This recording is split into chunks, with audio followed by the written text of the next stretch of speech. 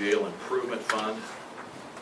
Did send a message about the balance being down around 56 or whatever, but that's not a great cause for alarm because we budgeted some big ticket items and we're finished with them. I think some of the concertina wire and the cameras were the biggest part of that budget. So from here on out, there are no more big ticket items. So that's not a great cause for alarm. Number two is the link bill.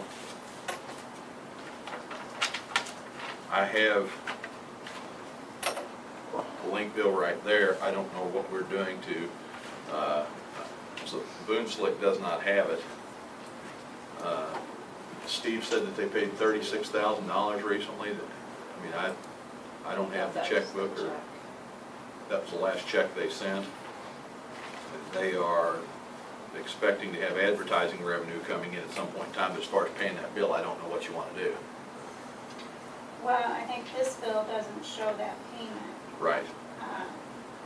And I think it was actually the total, because it was a combination of two checks. It was one check from general revenue, and then the other check was from that separate checking account. Mm-hmm. So I think the total that we paid was around 39, if I'm thinking right. I have to look at it for sure. Yeah, So, it was. so we paid $39,000. So that'll bring us down. But whatever we need to do to get a check cut to make that payment. Okay. That should be a problem. I do still need to, I've emailed Steve Etcher a couple of times about sending us that checkbook. Haven't heard from him yet, so I'll have to make a phone call. Okay. See where we stand on that. And I don't know what kind of an issue we're going to have because that required 2 signatures, Right. yours and Rick Wilcoxon's, and since Rick's no longer here, I guess we need to talk to the bank and Right. see what we need to do on that. Right. We'll have to see if one of the deputies can sign in his stead, as he is no longer here. But whatever we have to do to get that bill paid, we need to go ahead and do it. My next item is the assessment mileage reimbursement. We show, I don't see a line in general revenue, an income line for that. I would say that's what we need to create. Just put that there. The actual dollar amount, at the current time, he's paying for gas and 45 cents a mile. He is in contact with the State Tax Commission to establish because they don't like it to be separated out. They want him to pay one lump sum for every mile that he puts on the county-owned vehicles. Now, he has made contacts. I don't know if we're not aware of that information, but as soon as he has that information, we're going to get a written agreement that says for every mile you put on, the county provides the vehicle, the maintenance, the fuel, and everything for that price. Because we, the 45 cents a mile, it was arrived at because that's what we reimburse for. That doesn't necessarily accurately reflect what it costs us to put a vehicle in the field, fuel it up, and make the repairs to it. So that's where we stand on that. The grader bids, this is our regularly scheduled grader buyback. It happens every 5 or 6 years. The payment to whomever we buy them from actually takes place in January, so the payment itself will be in the 2012 budget. Now, now the sales tax numbers don't make me feel encouraged about this, but if we have money ahead in road and bridge at the end of the year when we do our amendments, we might make it, down payment's not the right term for it, but if we had money ahead to pay toward the graders in 2011, we could do that as well. But it's a 2012 purchase is when we have to make the payment. Okay, last thing I have is mileage logs. The commissioner's vehicle that we use has a mileage log in it. We have provided mileage logs to Road and Bridge. Correct. The only shortcoming that we have is that some of our complete obsolete fleet has no odometer. Some of these trucks are old. So how we're going to negotiate around that, I don't know, but the How many alternative. trucks got like that? What did we say, there's a couple of them? A couple. I think the larger dump trucks, the older ones, are the ones that, The dump trucks from back in the 80s, the odometer has given up the ghost. So and I thought we had the pickups on a mileage log as well, but apparently they weren't. But we have a mileage log, should have a mileage log in every vehicle, and to track some of that, but some of our more derelict equipment is, we're just gonna have to just live with it for now, because we sure can't replace it. But those are the 5 items that I have. What do you have for us? And on the mileage logs too, Ernie Painter was one of the ones that wasn't aware he was Right. supposed to have a mileage log, so we can get him. Right. The state owns his vehicle though, don't they? Or do we own it? I don't know, I know we've paid for oil changes and maintenance and things on it. Right, we pay for that stuff, but for that reason, we need to have a mileage log. But does he have an M on his license, his state license? Doesn't really matter. I don't know, I think I have that vehicle on our inventory list, though, I think it's ours. Okay, well, we need Unless to, he has another one that I don't. I don't know. I don't know that I've ever seen his vehicle. I'm not. What's he driving? Pickup? I No, don't know what he drives. I don't know, I've never looked at the plates. But,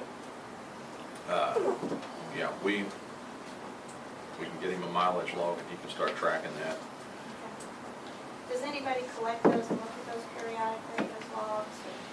Our log, I mean, there's not much to it, because we don't really put a lot of mileage on it, but, yeah, we're in it every week, you know, kind of. We turn it in when that page is complete. Right. Start with a new page.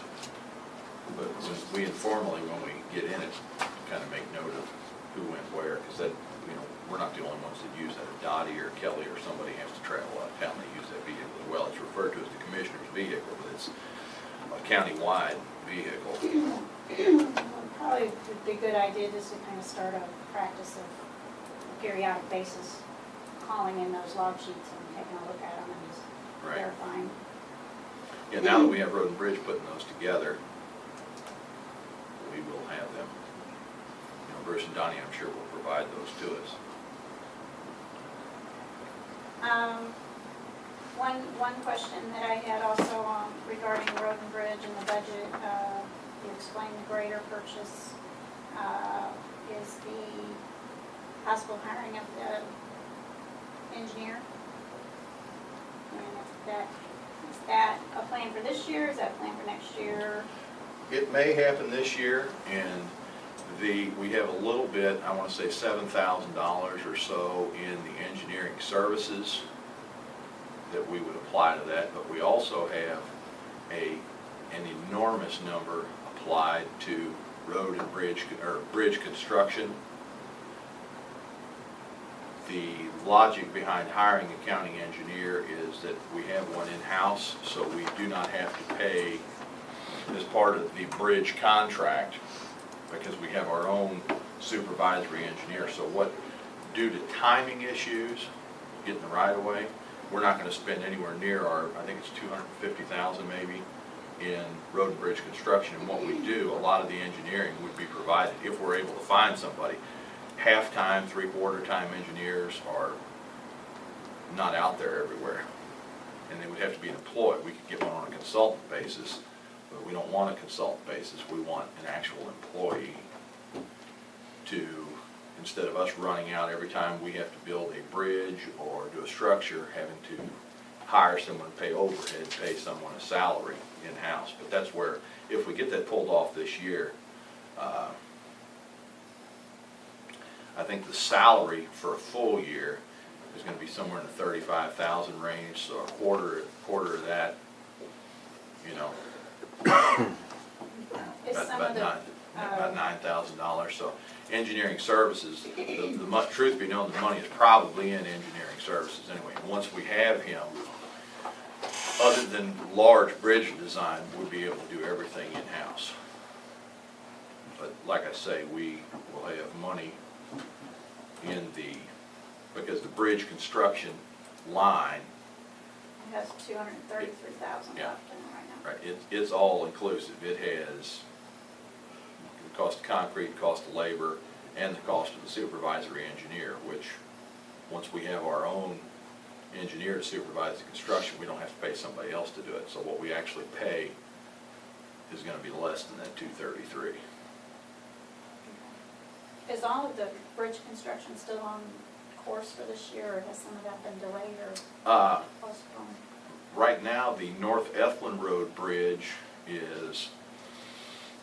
it's behind where we want it to be, because there's a handful of people on the right-of-way that haven't responded. But once we have the right-of-way, we have the bridge components laying. You know, it's an old used bridge that we bought, a prefab one. So I'm hopeful that the North Ethlyn Bridge will, Go this year. will definitely go this year. The Davis Road Bridge, because of financing in the BRO program, we have to wait until October when the federal government gives us our allocation. With that allocation, we should be able to move forward. I don't see the Davis Road Bridge being necessarily complete and ready for traffic by the end of the calendar year, but it's definitely a possibility.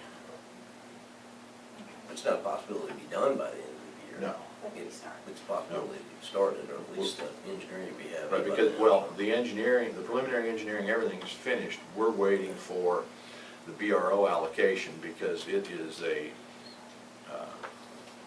we enrolled that bridge in the BRO program. We were going to originally do that for just a credit bridge, but when they said the BRO program is going to go away possibly, but if you get bridges in, they will honor those. So we said, well, let's put the Davis Bridge in as well. And that's what we did. So, but we need the federal allocation, because what we have in our BRO kitty, so to speak, right now, isn't enough to do the whole thing. But as soon, and we have to pay, we're paying for the North Ethlyn Bridge. We don't have to pay any more for the Davis Road Bridge once we get our federal allocation. And we don't start it until we get federal allocation, because it's in the program. We've paid for the preliminary engineering, because we've already done the preliminary engineering before we put it in the program. But once we put it in, everything moving forward is through the BRO program.